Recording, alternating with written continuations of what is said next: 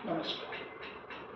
फिर से एक बेटी को शादी के 12 दिन के अंदर अंदर मार डाला गया। सिर्फ वजह क्या थी? सिर्फ और सिर्फ दहेज। तो बहुत ही शर्मनाक लगता है देखकर कि आज भी ऐसे नरभक्षी लोग हमारे समाज में हैं और हमारे बीच ही रह रहे हैं।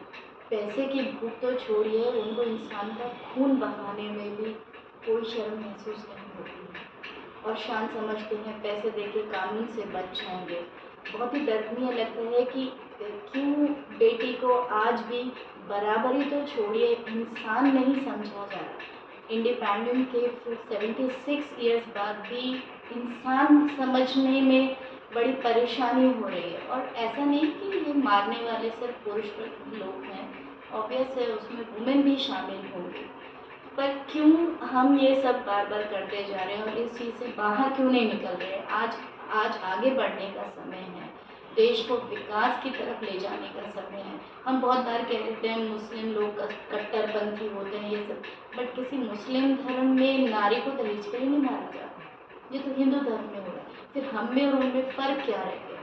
वो जानवरों को मारते हैं, हम जानवरों की तरह इंसान को मारे जा रहे हैं। इस चीज़ से कब तक बेटियां ऐसे ही जलाई जा रही रहेंगी, ऐसे ही मारी जाती रहेंगी? ज़रा बैठ के सोचें, क्या चाहिए, किस चीज़ की कमी है जो नारी को मार के भी फरमाइशें पूरी नहीं होती और फिर कोई बाप आएगा ऐसे ही नरभक्षी को फिर अपनी बेटी दे देगा।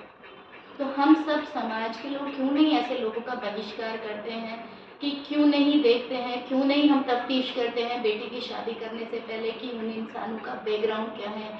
ऐसे ही अंधे होकर क्यों अपनी बच्ची दे देते हैं? वैसे बच्ची को हमें किसी शॉप पे भी भेजना है तो हम सब चीज़ें तलाशेंगे कि वो शॉप अच्छी है या नहीं, वो सेफ है या नहीं, और जहाँ उसको सारी ज़िंदगी बितानी है वहाँ आप ऐसे ही झोंक देते हो। वहाँ इंक्वायरी करने की ज़रूरत नहीं महसूस होती है।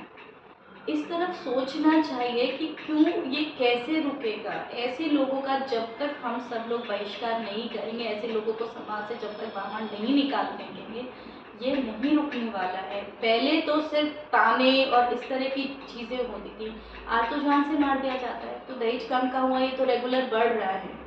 पहले ये माना जाता था पैसे नहीं है इसलिए दहेज नहीं दिया जा रहा, आज तो प्रेस्टीज बन गया है।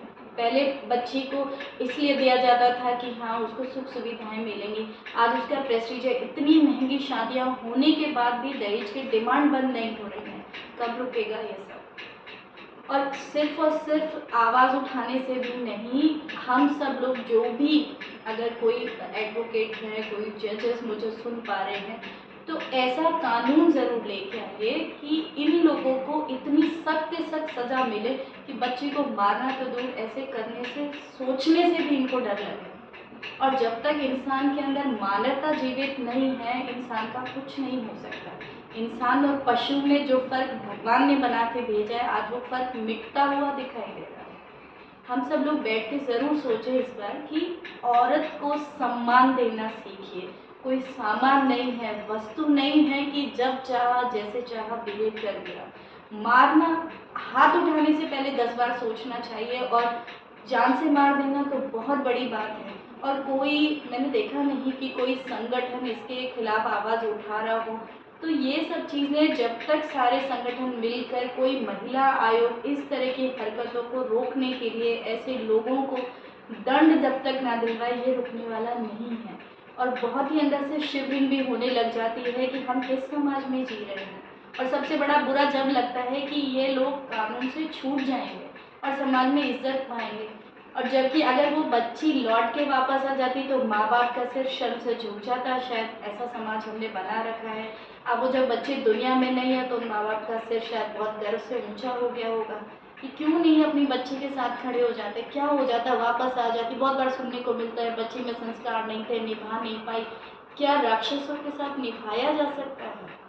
जब एनिमल्स के साथ हम इंसान ही नहीं रह पाते, किसी लॉयन टाइगर के साथ इंसान नहीं रह पाते, वो बच्ची अकेली जो एक बिल्कुल नए एनवायरनमेंट में चली जाती है, कैसे निभा सकती है?